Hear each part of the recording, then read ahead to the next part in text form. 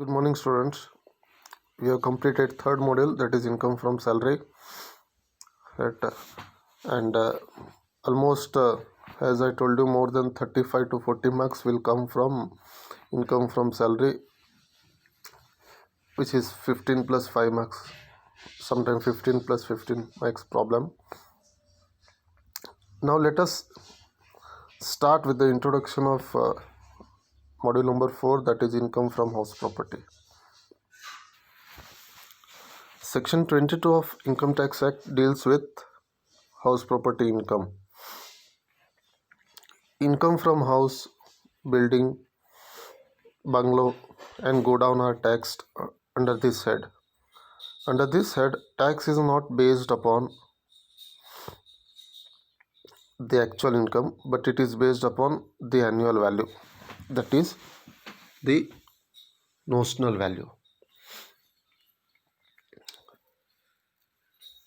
Annual value of the building and the land attached to the vicinity of the building will be considered for tax under this head. Now, the question of house property income will come only when there is a house property or there is a property, okay, and that property is given for rent. That property is given for rent.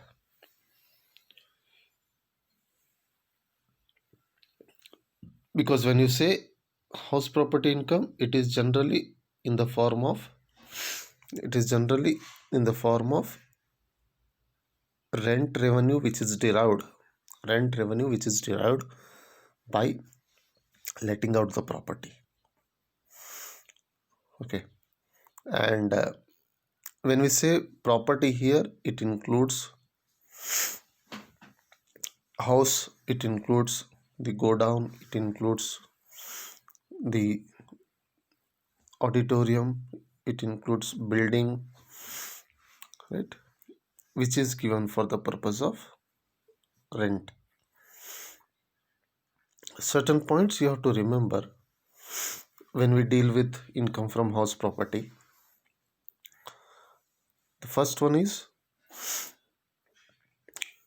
any income from the building and land attached in the vicinity of the building will be taxed under this head of income.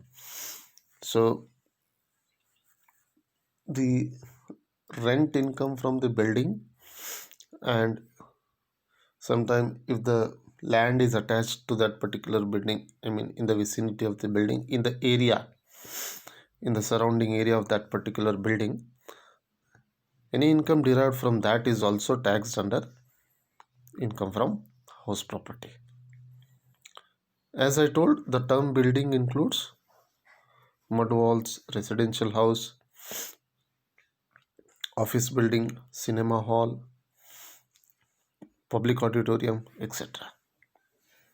Right? So there will be, let's say, 5,000 square feet area. In that 5,000 square feet area, 2,000 square feet area consists of building. Remaining 3,000 square feet area is idle, that is the land. But entire 5,000 square feet area is given for rent, and that income is somewhere around, let's say, rupees 1 lakh. That rent income is 1 lakh. Now that rupees 1 lakh is taxed under income from house property, because entire 5,000 square feet area is given for the rent, and the land is also in the vicinity of the building itself, right? So it is taxed under income from house property. Second, an assessee should be the owner of the property. Yes, assessee should be and must be the owner of the property, right? So Mr. X owns the property, right? You cannot tax his son, you cannot tax his dependents, you cannot tax his relative, right? Because Mr. X is the owner of the property. Mr. X is the owner of the property. So Mr. X is liable for is liable for tax on the income from house property because he receives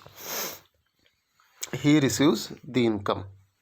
He is a beneficial owner, he is a legal owner, right? Sometime it may happen that the owner may not be receiving the income. Yes, so as I told, Mr. X is the owner, but he do not receive the income. His son may be receiving the income. That is rented income I am talking about. Though his son receives the income, Mr. X is liable to pay tax on the income from house property, right? Because he is the owner. Third one, property should not be used for own business or profession, right? Let's say Mr. X has a property, and that property he is using for his own business or own profession. Then the question of rent income will not come because he has not rented. Okay, the question of rent income will not come. Therefore, what I am saying is, if an assessee has a property, then it should be given for rent. It should be given for rent purpose to another party, right? There should be a owner and there should be a tenant. You must remember one point here in this particular chapter, that there should be an owner and there should be a tenant. ಮಾಲಕರು ಮತ್ತು ಬಾಡಿಗೆದಾರರು ಇದ್ರೆ ಮಾತ್ರ house property income ಪ್ರಶ್ನೆ ಬರ್ತೈತಿ. Okay, next fourth point, in case of dispute regarding the title. Yeah, so sometime what happens is there is some conflict or there is some dispute regarding the title of the ownership. So between two parties, let's say Mr. X and Mr. Y, both of them say that a property belongs to them. A property belongs to them. There is a legal conflict between them. In such case, the one who is receiving the rent will be taxed. The one who receives the rent will be taxed. So if Mr. X is receiving the rented income from the tenant, then he will be liable to pay the tax on the house property income. So he is a beneficiary owner.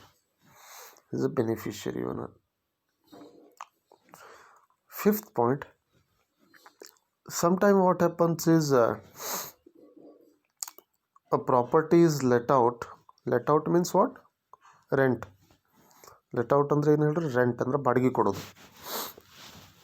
If a property is let out along with any other asset, then it will be taxed as follows. So the property is there and it is let out along with another asset, right? So in that case, first point, if the income from property and income from other assets are separable in the sense, if you are able to separate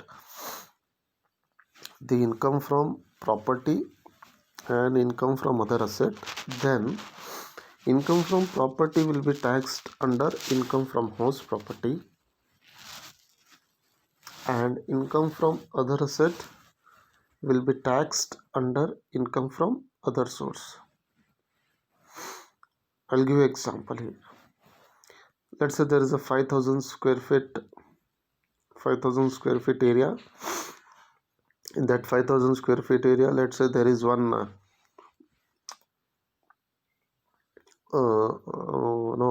one godown, right? In that godown, let's say there is again one big machinery, a large equipment or large machinery is there, which is installed, which is affixed there.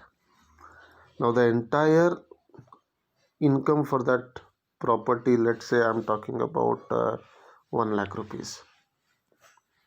Now,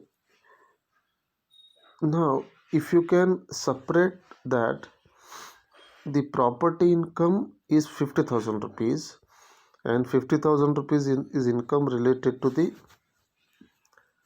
machinery or the equipment. If you can separate these two, then property income of 50,000 will be taxed under income from house property, and machinery income of rupees 50,000 will be taxed under income from other source, right? Because there are two assets. One is the property which you have rented, and another is machinery or any other asset, you can say. Second point, if you are unable to separate, ಬಾಡಿಗೆ ಕೊಟ್ಟಿರಿ ಆದರೆ ಅದನ್ನು separate ಮಾಡ್ಲಿಕ್ಕೆ ಆಗ್ತಾ ಇಲ್ಲ, ಇನ್ಕಮನ್ನು separate ಮಾಡ್ಲಿಕ್ಕೆ ಆಗ್ತಾ ಇಲ್ಲ. ಸೇ 1 lakh rupees. 1 lakh rupees is a total income, but you are unable to separate. In that case, that entire 1 lakh rupees, which is a total income, will be taxed under income from other source. You must remember this point. The entire income will be taxed under income from other source, okay, but not income from house property.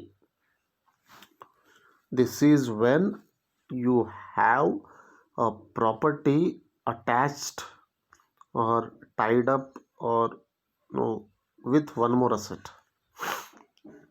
right? Next point, sometime there will be subletting. Subletting means letting ಅಂದ್ರೆ ಬಾಡಿಗೆ ಕೊಡೋದು.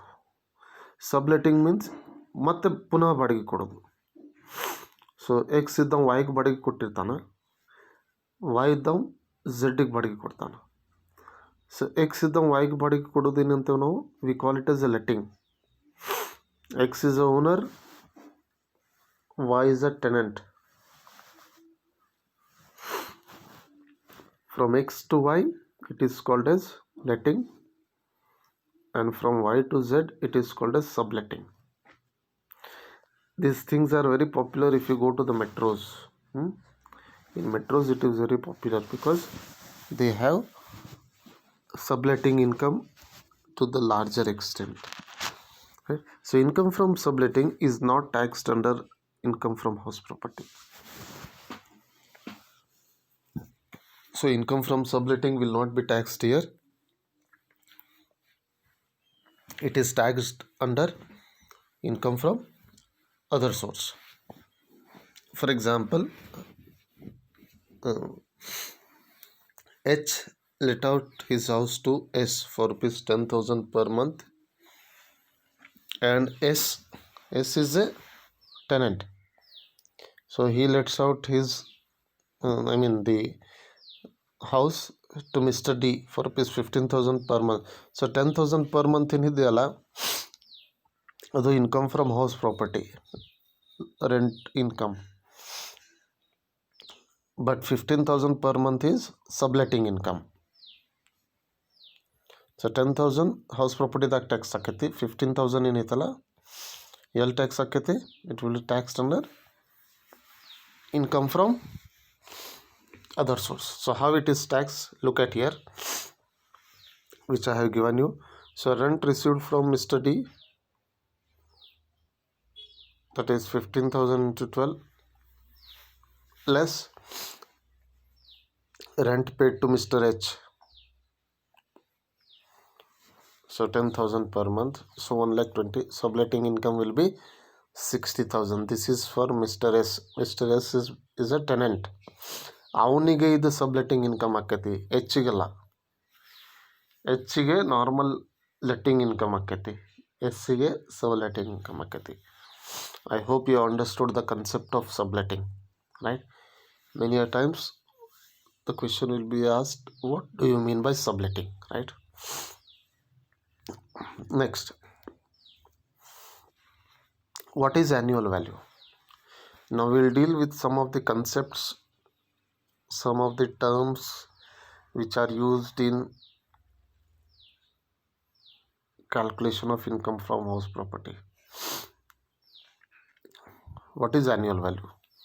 So section 23 deals with the calculation of annual value. As I told you in the beginning itself, that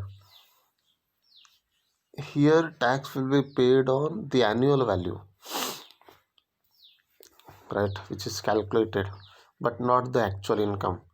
so ನಾ 10,000 ರೂಪಾಯಿಗೆ ಬಾಡಿಗೆ ಕೊಟ್ಟಿರ್ತಾನೆ ಅಂದ್ರೆ 10,000 ರೂಪಾಯಿ ಮೇಲೆ ಟ್ಯಾಕ್ಸ್ ತುಂಬುದಿರಂಗಿಲ್ಲ. 10,000 rupees ನಾನು ರೆಂಟ್ನ ತೊಗೋತಿರ್ತಾನಂದ್ರೆ 10,000 rupees ಮೇಲೆ ಪೇ ಮಾಡೋದಿರಂಗಿಲ್ಲ. ನಾನು ಪೇ ಮಾಡೋದು ಎದ್ರ ಮೇಲೆ? ಆ್ಯನ್ಯುವಲ್ ವ್ಯಾಲ್ಯೂ ಮೇಲೆ. Annual value actually income tax provisions ಪ್ರಕಾರ we have to calculate. So it is calculated by taking into consideration various aspects like MV, municipal value, so fair rental value FRV, standard rent, actual rent, vacancy, unrealized rent, and so many things will be there. ಪ್ರತಿಯೊಂದನ್ನು consider ಮಾಡಿ we are going to calculate the annual value. On that annual value you are going to pay the tax, right? Let us look into the concept of exempted house property income. So there are certain house property incomes which are exempted.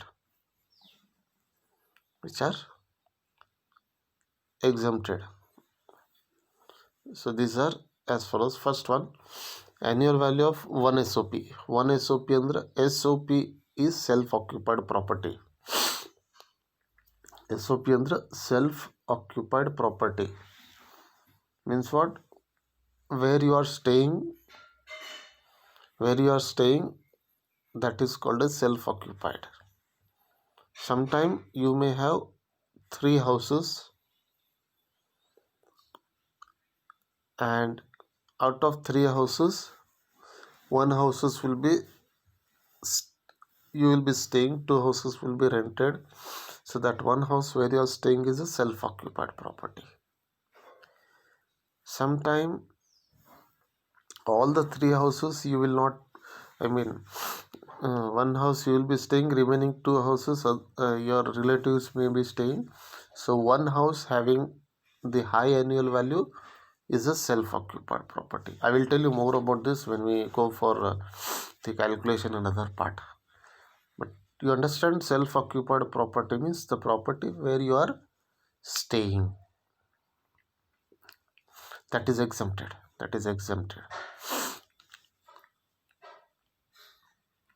Second point, property used for own business or profession. Obviously, because you are not giving any, you are not taking any rent there, right? So it is exempted. Third one, property held for charitable purpose or charitable trust. Yes, that is also exempted as per income tax. Property income of a political party, political person ಅಲ್ಲ, political party, that is also exempted. Yes. Property income of a trade union. So trade unions will be there in the company. So their sanghas or their associations will be there. That is also exempted. Property income of hospital or other medical institutions. So they have the property which has been given for rent. That is also exempted. Property income of approved scientific research association for carrying out some scientific research, right? Also exempted. Property income of local authority andre municipal corporation, right? So here in Hubli Dharwad we have Hubli Dharwad Municipal Corporation. They have their property which are rented. So adu kuda exempted income ದಾಗ ಬರ್ತೈತಿ. Annual value of any one place of an ex-ruler property ಇರ್ತಾವ, ಅದು ಕೂಡ exempted. Income from farmhouse, exempted. Property income of game association, yes, that is also exempted. The income from property owned by university, college, etc., all are exempted incomes. So hope you understood the concept of exempted income. These are the property income which are exempted from income tax, though they are called as property, but under income tax provision these are considered as exempted incomes. Exempted incomes, right? Okay. Now certain terms we will see which are which are used in your income from house property chapter. That first one is expected rent. Expected rent, right? So I told you, when you the tax will be paid on annual value. So annual value calculate ಮಾಡಲಿಕ್ಕೆ ಬೇರೆ ಬೇರೆ ಕನ್ಸೆಪ್ಟ್ಸನ್ನು use ಮಾಡ್ತಾವೆ, ಬೇರೆ ಬೇರೆ ಟರ್ಮ್ಸನ್ನು use ಮಾಡ್ತಾವೆ. So will see those terms. First one is ER, expected rent. ER refers to the reasonable rent for which the property can be let out. So rent which is expected, the rent which is expected is called as expected rent. The rent which is considered as reasonable is called as expected rent. It is calculated by considering municipal value and fair rental value. So MV is municipal value, fair rental value is FRV. Compare those two, whichever is high is your expected rent. Look at in the table below, MV and FRV, compare both. Whichever is high is the fair rent, is high is the expected rent. If the property comes under Rent Control Act, so if the property is covered under Rent Control Act, then there will be SR. Generally, if you go to the tier 1 and tier 2 cities, the properties are covered under standard Rent Control Act, for which they have standard rent, right? Then SR will be there, standard rent. So ER and SR, if you can compare, whichever is less will be the expected rent. So I'm repeating again how to calculate expected rent.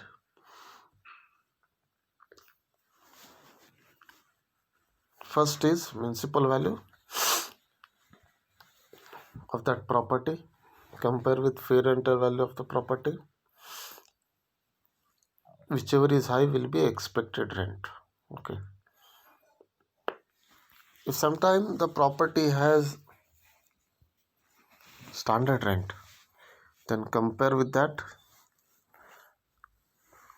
whichever is less will be expected rent. So expected rent is a rent which is reasonably expected. Okay. Second one, fair rental value, FRV. You can also call this as FV. FV, fair value.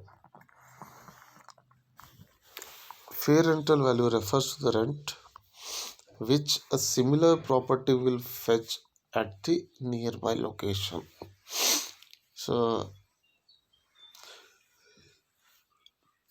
let's say in Vidyagiri, the rent of the property for house is 10,000 per month. In the same location, another property is having the rented value of 8,000 per month. So 8,000 rupees is fair rental value. If it is not available, let's say then nearby location, let's say Gandhinagar, the rented value of the house property is, let's say, 9,000 rupees. So 9,000 rupees is fair rental value. Fair rent is what? This rent of a similar property, rent of a similar property in the nearby location or in the nearby area or in the same area, right? That is fair rent value. Third one, municipal value. So municipal value or municipal rent means it is a rent which is fixed by municipality or local authority. Hmm. So again, I'm telling you, if you go to the tier 1 and tier 2 cities, there the municipality would have fixed the rent for the properties. Okay, that rent is called as, that value is called as a municipal rent or municipal value. Okay, so in metropolitan cities like Chennai, Mumbai, Delhi, and Calcutta, the authorities will determine net municipal value after deducting 10% towards sewerage and water tax. That's what. Tier 1, tier 2 cities, if you go, then probably you would understand this concept. Right? There, the municipal value is fixed. But here in the cities like Hubli Dharwad, we don't have that.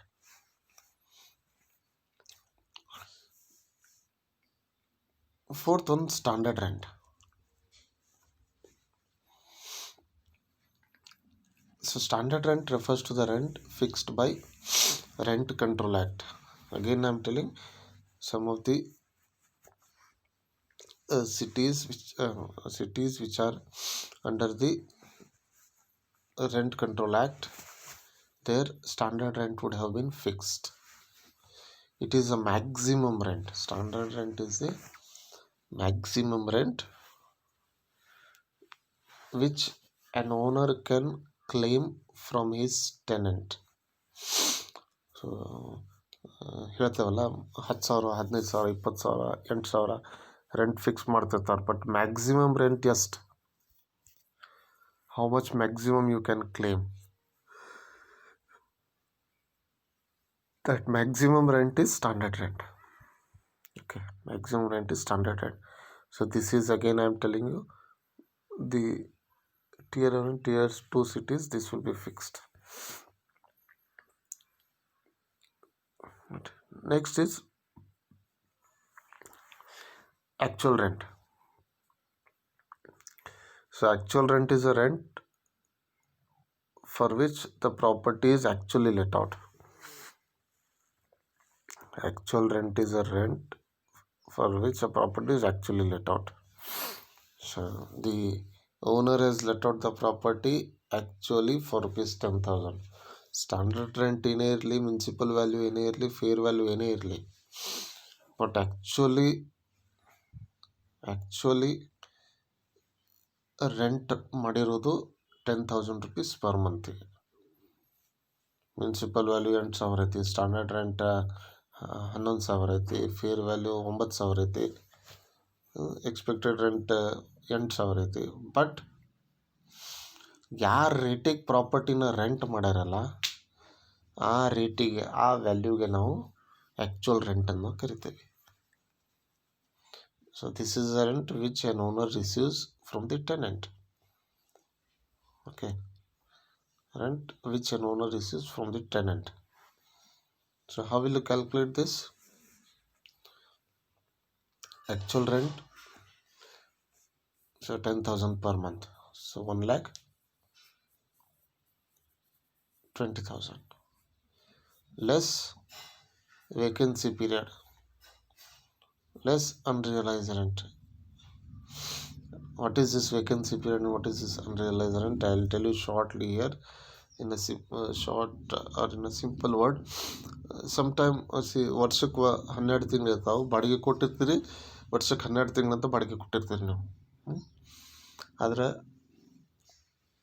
ಒಮ್ಮೊಮ್ಮೆ ಏನಾಗ್ತದಂದ್ರೆ ಒಂದು ತಿಂಗಳು vacant ಇರ್ತೈತಿ money or property. So ಒಂದು ತಿಂಗಳು ಬಾಡಿಗೆ ಬಂದಿರಂಗಿಲ್ಲ, vacancy ಅಂತ ಕರಿತೀವಿ. So ಆ ಒಂದು ತಿಂಗಳ ವೇಕೆನ್ಸಿ ಏನೈತಿಲ್ಲ ಅದನ್ನು ಮೈನಸ್ ಮಾಡ್ಬೇಕು ನಾವು, ಅದನ್ನು ಮೈನಸ್ ಮಾಡಬೇಕು. ಆಮೇಲೆ ಒಮ್ಮೊಮ್ಮೆ ಏನಾಗ್ತದಂದ್ರೆ ಕೆಲವೊಬ್ರು ಬಾಡಿಗೆ ಕೊಟ್ಟಿರಂಗಿಲ್ಲ, 12 ತಿಂಗಳಲ್ಲೇ ಒಂದು ತಿಂಗಳು ಬಾಡಿಗೆ ಕೊಟ್ಟಿರಂಗಿಲ್ಲ, ಮುಂದಿನ ತಿಂಗಳು ಕೊಡ್ತೇವೆ ಅಂತ ಹೇಳ್ತಾರೆ, ಮುಂದಿನ ವರ್ಷ ಕೊಡ್ತೇವೆ ಅಂತ ಹೇಳ್ತಾರೆ. So that rent is unrealised ಅಂದ್ರೆ ಅದನ್ನು ರಿಸೀವ್ ಆಗಿಲ್ಲ. So that also you have to minus it. So 10,000 rupees into 12, 1,20,000 minus 10,000 vacancy minus 10,000 unrealized rent. So 1 lakh rupees will be the actual rent. Okay, for the day this much is enough, I guess. So I request the students to take this and go through this. If you have any doubts, write it. Okay, you can ask me it in the later stage.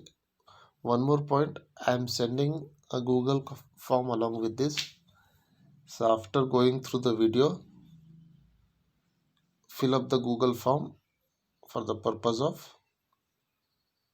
attendance sheet. Okay, for the purpose of attendance sheet. So thank you.